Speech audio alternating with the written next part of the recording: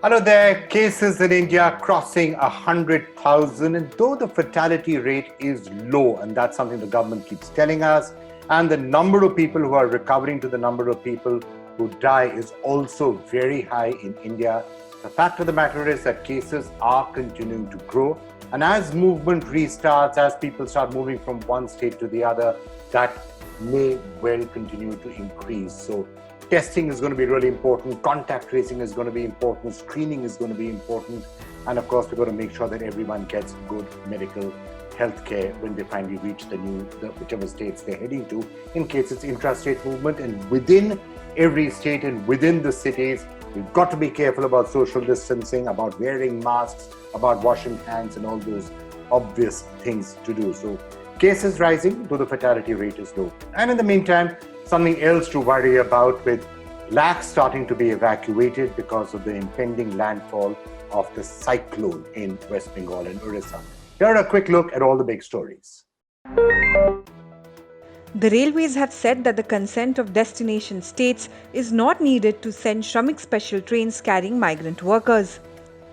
The move came after the centre claimed that many states were not allowing trains to enter amid the lockdown necessitated by the coronavirus pandemic. A war of words between some union ministers and the chief ministers of Bengal, Jharkhand and Chhattisgarh over migrant movement has been on since many days. The railway's latest move is likely to create a new political flashpoint, as a clause in the standard operating protocol that allowed states to give permission to run the special trains has been done away with. Hundreds of migrant labourers gathered near Bandra terminus on Tuesday before the departure of Shramik special train. This led to chaos in the area till police dispersed the crowd. A large number of migrants were seen carrying their luggages and running towards the gate of the terminus.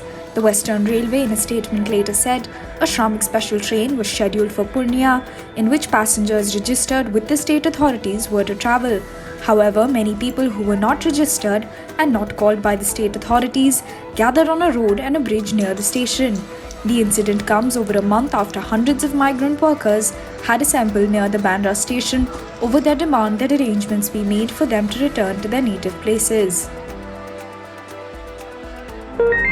High rate of infection among migrants returning to Bihar has become a headache for Bihar government. Until May 17th, Bihar tested a total of 8,337 samples of migrant workers, and about 8% were found to be COVID positive, which is double the national average positivity rate, which is about 4%, the Indian Express has reported. Of the 835 samples taken from migrant workers who returned from Delhi, as many as 218 were COVID positive. This works out to a positivity rate of over 26%, while the rate in the national capital is about 7%.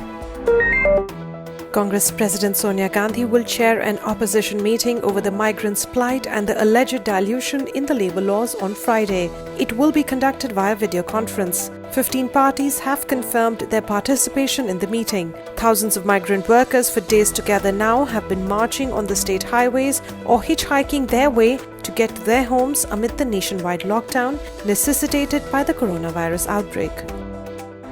In the bitter tussle between UP government and Priyanka Gandhi Vadra over the latter's offer of arranging 1,000 buses for migrants, UP government fired a fresh salvo on the Congress leader. Uttar Pradesh Minister Siddharth Nath Singh on Tuesday claimed that in the details of buses sent from Priyanka's offices, several vehicles were found to be autos and two-wheelers. Meanwhile, the Congress General Secretary has told the UP government that her party will be ready with the buses by 5 p.m. on Tuesday. जो पहली हम लोगों ने एक report देखी है और 1000 हैं तो सबकी निकालेंगे तो आपको उसके बारे में भी बताएंगे, मगर ये देखिए, आप स्क्रीनशॉट कर सकते हैं, ये देखिए, इसमें साफ साफ लिखा है कि ये जो है ये 3 व्हीलर है। इन्होंने फिर भेजा एक और, देखिए, ये देखिए, इसके अंदर भी देखेंगे राजस्थान का नंबर है, ये भी है जी, उसी का है ये 3 व्हीलर। फिर सोनिया गांधी जो इन दोनों की मां हैं और कांग्रेस की अध्यक्षता हैं, उनको जवाब देना चाहिए कि ये फर्जीवाड़ा पार्टी क्या कर रही है और ये फर्जीवाड़ा का जो खेल है वो आपके बेटा और बेटी क्यों खेल रहे हैं। क्या इसमें आपका भी हाथ है? इसका अब जवाब हम लोग को मिलना चाहिए।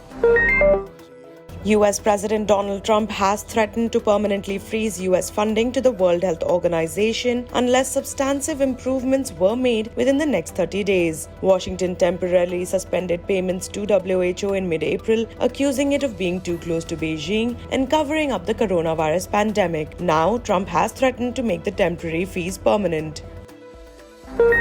Rain slashed some parts of Odisha and West Bengal on Tuesday as Cyclone Ompun moved closer and is expected to make landfall on Wednesday afternoon. Between Digha in West Bengal and Hatia Island in Bangladesh, Union Home Minister Amit Shah spoke to the Chief Ministers of West Bengal and Odisha, Mamata Banerjee and Naveen Patnaik, and assured them of help. Both Bengal and Odisha governments have stepped up efforts to evacuate low-lying and vulnerable areas. At least 3 lakh people have been evacuated from 3 coastal districts of West Bengal. There are 41 teams of the NDRF in the 2 states. Rescue teams of the Army, Navy, Air Force and Coast Guard are also on standby. The cyclone comes a year after Foni barreled through vast areas of Odisha on May 3rd last year, claiming at least 64 lives and destroying infrastructure in power, telecom, water supply and other vital sectors.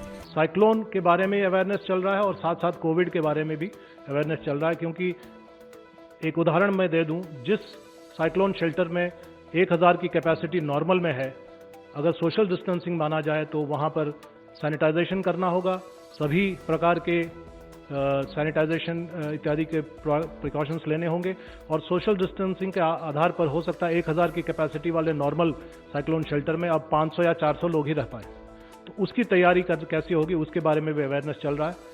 और evacuation का काम शुरू हो गया है। Evacuation में अभी हम लोग, क्योंकि ये अब सबसे बड़ी प्राथमिकता है इवैक्यूएशन, जान बचानी है लोगों की, तो वो इवैक्यूएशन का काम अभी लगातार बदस्तूर जारी है।